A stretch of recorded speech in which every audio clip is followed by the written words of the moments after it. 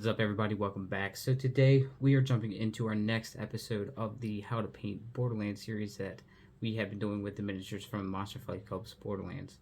So today, technically, this is our last character, and if you want to call it a character because she is not human, we are painting the majestic Buttstallion. I did make a Buttstallion before out of like a unicorn model, so I do have some tricks up my sleeve with this. This one should be fairly simple. I don't want to say this is the end of the character models, because after this we have 4 different types of claptraps, we have a buttload of psychos, and we have a buttload of skags, so we still have a lot more painting content to come. But I've been working alongside some guys doing commissions, and they are 3D prints basically. And you might have, if you watched my channel before or painting videos, I do mention my commissions here and there, but they 3D print me stuff all the time. Like I have this week, I'm picking up a lot of loot boxes, like Borderlands boxes that I got printed for bunkers basically, because I didn't get that. I got Skags at the gate, and I got the box of badasses with my copy. And there are some characters that we didn't get, like Ellie, Hammerlock, just a handful of other characters that we did not get, that I have files for, and hopefully they can print them out without any problems. That's the whole thing. Some prints come out with some issues, so they might come, they might not, but if they come out fine, that'd be great, because I did do my Moxie was a 3D print. So if you're wondering why your Moxie didn't match up to the Moxie that came with this game, that's the reason why. So let's hop over and start painting up Buttstallion. So I'm actually referencing a pop that I have over here, because the colors aren't going to be any different than that. And she's simple. So we're going to start off. Now she is a diamond pony. Diamond unicorn, okay? So we have to portray this as diamond. And there's ways that you can do this. I'm going to teach you guys how to do this. But first, we want to coat the actual body itself in a white. So let's use an off-white and paint up her whole body. Okay, it took me some time, but I had to do multiple coats of off-white to get a solid color there. So what we're going to want to do now is use a Ducat blue, or any kind of blue that's kind of not too dark, but not too light either. And you want to take the hair, and you want to follow it all the way down, at least past the tail, the bow here, just a little bit. And then you want to bring the hair, you want it to be blue, and you want it to come down almost halfway. We're going to try to wet blend some of this to give it that that look. It transitions from blue to purple. So we're going to use the Ducat blue, and then we're going to probably use a magenta. Okay, so Buttstallion has her blue on, and now we're going to move on to the magenta. And the magenta is going to be in the back of the feet here, where the hair starts to curl. We're going to do it from this point on down the hair. We are going to avoid the bows. We're also going to do this point on to the hair, so the end of her tail.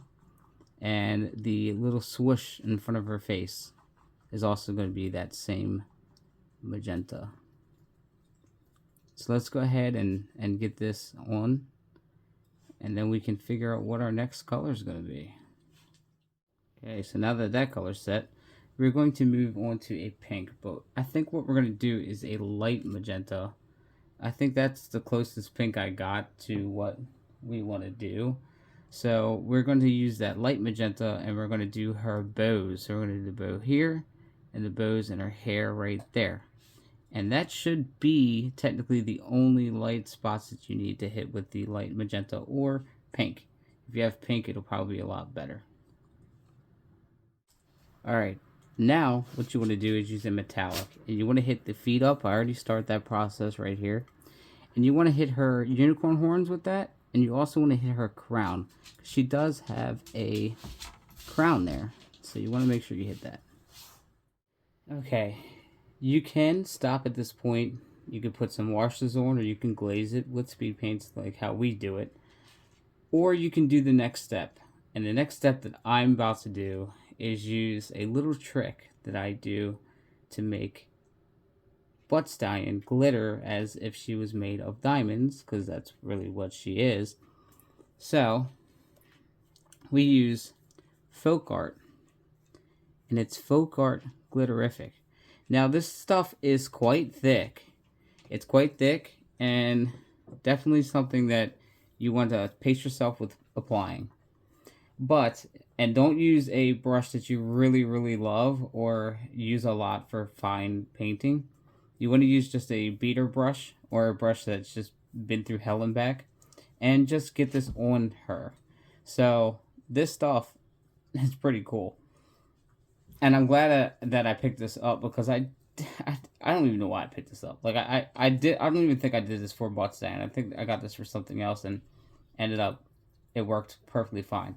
So we are going to put a healthy amount of this onto Buttstallion. Now, when I say healthy amount, I mean like, you can tell when you're putting it on there, you want to place them in perfect spots so that when you're putting the mini on the table, it glistens enough for people to be like, damn, she is definitely made of diamonds. So you'll know once you're messing around with it. But I'm also going to put this on a palette that's not a wet palette, because it's quite thick and stupid, and I don't want to get it all mixed with this shit. So I'm just going to put it on this palette and see what I can do. I don't know if you guys can tell or not. You probably can't, because of the way the video takes its video. But there is like literally some shine to her. It's better in person when you see it, because she just shimmers completely. But on video, it's much more difficult. But you guys seen the way that this paint actually looks. So that's how it's going to look on the model once you sit her on the table and people see her and light hits her. It's all about the light hitting it a certain way to make it glisten to different colors and stuff like that. So now we are going to start glazing. Now this is where things are going to change. I usually use Gravelord Gray on everything. We're going to change it up with her. We are going to use Gravelord Gray, but we are only going to use that on her hooves, her crown, and her horns. That is it. We're going to use a lighter blue speed paint to glaze over the blue. We're going to use a purple, like a light purple speed paint to go over the purple. And then I'm trying to let this stuff dry a little bit. I want to do a white, because there is a white speed paint. I'm trying to do a white glaze of that over this. And hopefully, because it leaves like a little bit of a blue tint. We want to keep that in the recesses. So we're going to try that out. Once you put this stuff on there, it's kind of cakey. So we'll see how that works out. If not, then we can always fix it if something gets messed up. I think she's looking good. She's definitely looking pretty cool. You want to still get the in-depth parts, so that's why I used a blue kind of tint to it, because you don't want it to look dark, really dark or anything. It will darken it up, but you want it to look like she's made of like stone, you know, or like crystal, because she is a diamond unicorn. Like you gotta do your best to try to make her into a diamond unicorn. So now we're at the phase where we paint the base with a wrought oxide. We'll do a dry brush of light earth, paint the rim black, and we will put Buttstallion right on the base, the rim of the base. And then she'll be completely done. And here is the majestic Buttstallion, ready to hit the tabletop. This This is fun. This is one of the types of characters or miniatures that you just have fun with, because she just has some really cool blends of colors with her model, with her character in general. Plus, with Bunkers and Badasses, I'll be able to give my Vault Hunters some iridium that they can feed her, and she can puke up some guns and shit out guns all day for them. But I'm going to make the iridium a little bit harder for them to find.